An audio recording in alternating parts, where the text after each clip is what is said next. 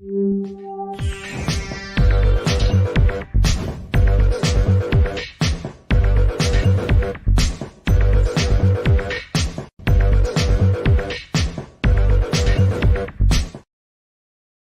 welcome to the show. You know where you are, the 9 at 9 with me, Tigo. And if you're sitting there, you know what's about to happen. We got another amazing expert coming up, going to share a little bit of their journey and a little bit to kind of put a spotlight on the road that you're running on right now. But this expert, I recently met him in the last, 4, 5, 6 months, and he already feels like a brother to me. He's amazing. He's a director. He loves what he does, and you can just feel the passion from the simple hello. So if you want to know what it's like to truly love the journey you're on, you came to the right place. Sit right there. We'll be right back.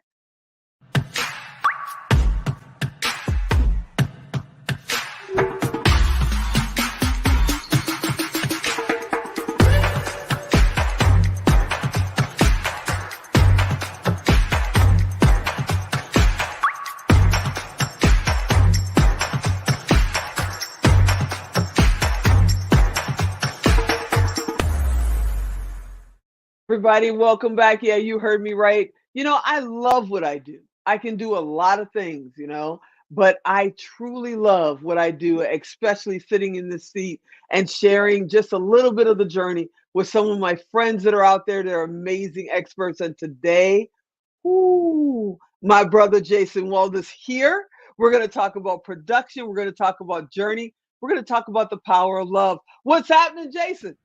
Hello, Theresa. How are you? I'm amazing, brother. I'm even better with you sitting right over there in front of that real set that is not a green screen. No, I am in Vail, Colorado right now working on a project. Wow. You work all over the country, all over the world, but you started literally in the 80s. What got you to say, you know what? I want to be a director. How did that start? So you start our 9 minutes by aging me. Yeah. In 1989, I was at the University of Southern California, and I was working for the football team. That was back when we had Rodney Pete, and they needed some interns for CBS Sports to help out with their production of the Anaheim Rams New York Giants game. And I sat with John Madden and Pat Summerall for a football game, and my eyes just lit up. This was a world I was very curious about, and I was at USC, which is a place where you can explore these opportunities. And I did. That's amazing. 35 years later, I still love it.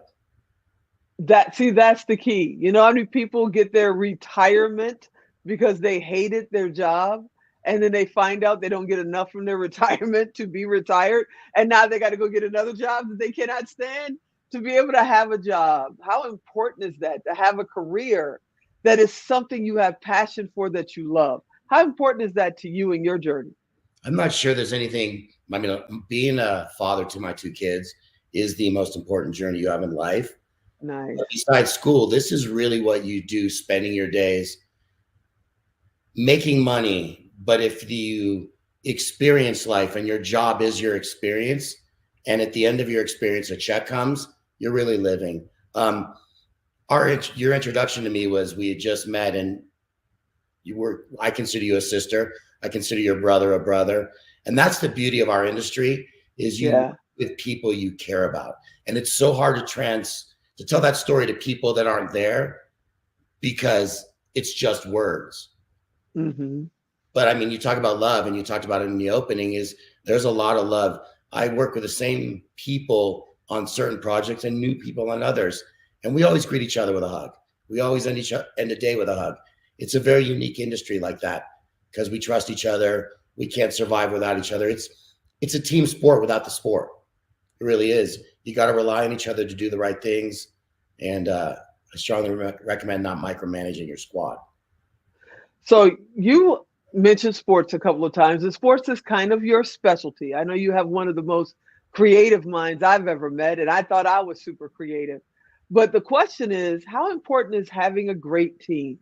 Is having that family, as we like to call it at Melrose? We're a family. How important is it having the great team wherever you are in the world? I'm a huge NBA fan, and as great as LeBron or Magic or Kobe ever was, they needed 4 other players to be successful. In TV, it's even more apparent because we have, on my golf shows, I can have 100 players in the same game. And in that moment, everyone has to perform. There is no room for mistake. You can't be late because we're live.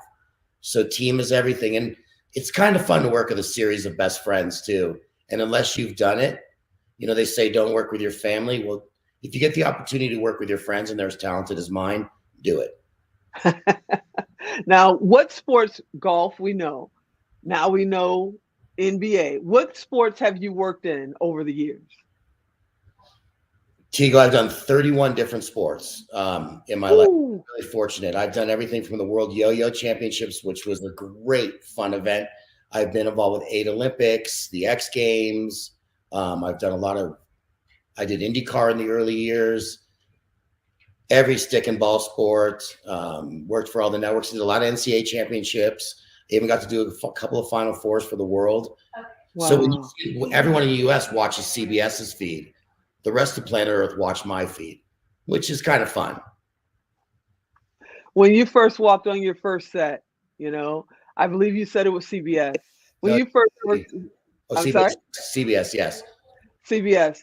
So when you first walked on, saw the light, saw the people, saw everything getting set up, what did that do to you? How did your heart feel? What was that moment like? You know, what's really embarrassing is I didn't really understand the power of what I was doing. Even after that, when I got hired by ABC Sports to be the stage manager for when they hired Brent Musburger, all these things at the beginning of my career, I didn't understand the power of what I was getting into because I didn't realize how much I was going to love it. And I'll never forget the first opportunity I got to direct. And it was that moment. It was like, this is it. And I've been offered many jobs beyond directing as an executive producer of other events or to be a coordinating producer. And as an artist, the one thing that really sucks is some guy in a suit calling you and telling you how to do things when they're not in your truck. They don't know what's working and not working. And I just didn't want to be that. Kind of like in a time of war, you don't want to use the word trenches, but I want to be out in the world with my team making TV. And there's a term when we end the show, we fade to black. That's how my life will end up someday. I'm just going to fade to black. I'm not retiring. I'm working with people I care about way too much. What am I going to be from? I can fish at golf tournaments, which is my love. I can do anything I want to do on the road. So what am I giving up? Everything. So I'm not retiring. I totally hear you. So there's somebody out there right now. I know there is. There's some young person sitting there, or maybe it's someone who's looking for their second career and they're dreaming of being a director, being on set, getting started, and they're terrified to even reach out. What advice would you give them? Well, it's a bigger picture than TV because I lecture in colleges and I would say this. If you love cooking and you love art or you love sports and you can't be a Dodger, you can't be a pro, or you can't be a professional chef, or your art's not going to be sold in gallery, does not mean that world is not for you. So for me, it was sports. And somebody in my college said, you're not going to be able to play baseball in the pros, but you can still be in sports. And as logical as that sounds now, too many people don't realize that. In this day and age, when you and I were kids, there was 13 channels. Right. Now look, and the flag played in the middle of the night. Exactly. So the opportunities are there. But I would also say this, with YouTube and with Instagram and all these young kids making really cool videos, be humble because some of us old guys live in an experience that can really help you. And my peers at my age will help anyone that asks. I will tell, I tell my son when he was playing basketball, the only person that can stop you is you.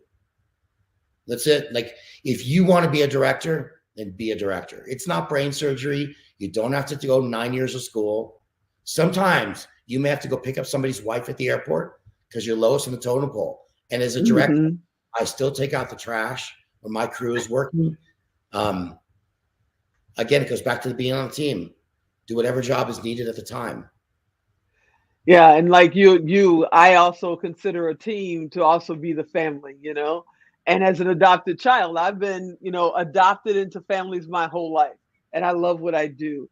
But I would be remiss if we don't touch on one of your passions that you kind of mentioned. I know your family is most important. Absolutely. And that I know you love what you do. But you do a little thing that is a super passion of mine called fishing. What got you into fishing? Why do you love it so much? You asked.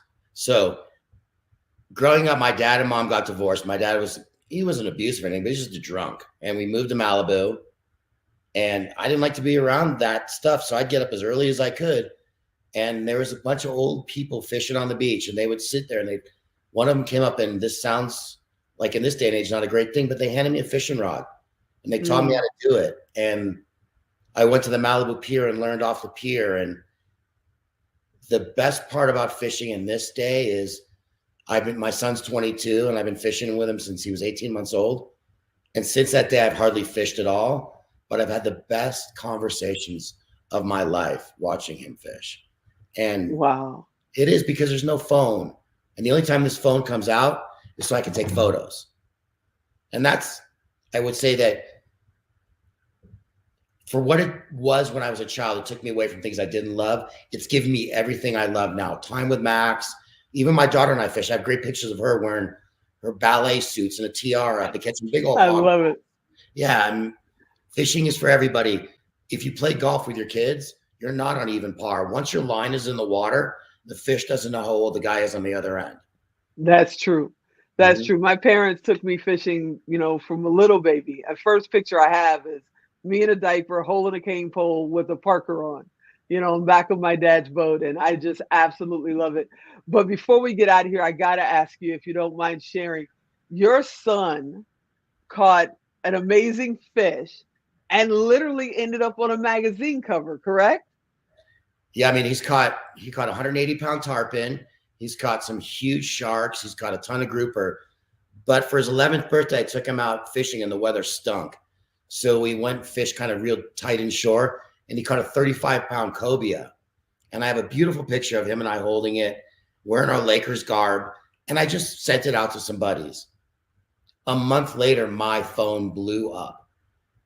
He was on the cover of Florida Sportsman with that picture. Wow. One of my buddies sent it into a friend. And again, you can win as many Emmys as you want in life. You can get as many jobs as you want. But as a parent, being able to make that moment live forever is so powerful. And if you ever come to my house, that is my pride and joy. That picture's up, and I travel with it because it always reminds me that there is great things ahead and a lot of great memories behind. Brother, I hope you come back here often because I just love your stories. I love the passion that you have and the pure love that you bring to everything you do. I can't wait to be on set with you, work with you, and watch you just, call the ball because it's what you do. And I want to learn from you. I've been in this thing for almost 20 years, but nothing like you. And I can't wait to sit and just learn from you. I'm looking forward to it. You are absolutely amazing and totally my brother. Oh, thanks, Tigo. I love you guys. And if anyone wants to reach out and have any questions about how the world works, don't the conversation doesn't end here. Just reach out through my Instagram or through Tigo. Like I said, it's a team sport and you never know where the next talented person comes from. And your talent isn't like here as much as it's here because nothing we do is that complicated. And if you surround yourself with the right people, you're going to learn. Isn't that right? Best. You're the absolute best and absolutely correct. Love you, brother. I'm looking forward to sitting down with you again. Happy holidays, everybody. Happy holidays. All right, everybody. You know what to do. If you want to get in touch with Jason, you want to find out how to connect to him, go to tigodirect.com, type in Jason, type in golf, type in film. He'll come up, reach out to him. It costs you nothing. It costs him nothing. It's how we keep our family connected and together. I hope you enjoyed this episode. You know I did. And I can't wait to see you next time. I'm Tigo. I'll talk to you next time. Enjoy your day.